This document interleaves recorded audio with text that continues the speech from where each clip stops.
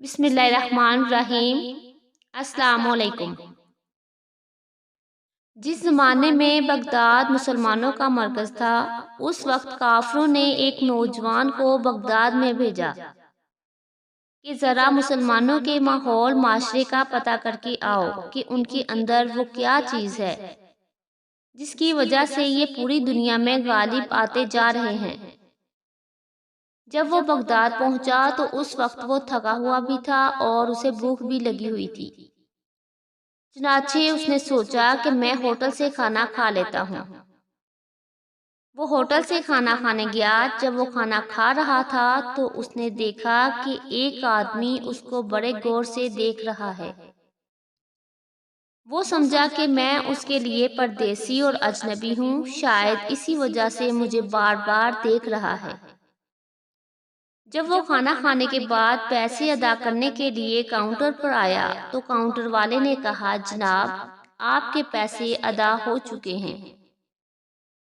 اس نے پوچھا، میرے پیسے کیسے ادا ہو چکے ہیں؟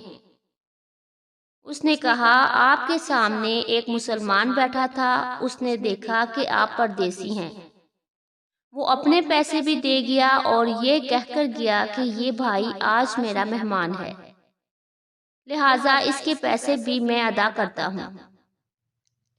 چنانچہ وہ آپ کے پیسے بھی ادا کر کے چلا گیا۔ اس کو اتنی طمع بھی نہیں تھی کہ وہ آپ کو اطلاع دیتا اور آپ کی زبان سے شکریہ کا لفظ سن لیتا۔ یہ سن کر وہ حیران ہوا کہ مسلمان ایسے لوگ ہوتے ہیں۔ اس کے بعد وہ آگے بڑھا۔ ایک دکان پر اسے کوئی چیز خریدنی تھی۔ چنانچہ اس نے دکاندار سے پوچھا کہ آپ کے پاس فلاں چیز موجود ہے؟ دکاندار نے کہا، ہاں موجود ہے۔ اس نے پوچھا، اس کی قیمت کتنی ہے؟ دکاندار نے کہا، اتنی۔ اس نے کہا، اچھا آپ مجھے ایک عدد دے دیجئے۔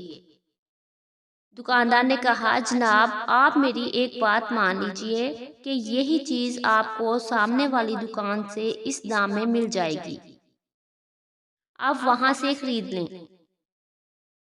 چنانچہ یہ وہاں پہنچا اور اسے وہی چیز اتنے ہی دام میں وہاں سے مل گئی، مگر اس کے دل میں خلش پیدا ہوئی کہ پہلے دکاندار نے انکار کیوں کیا۔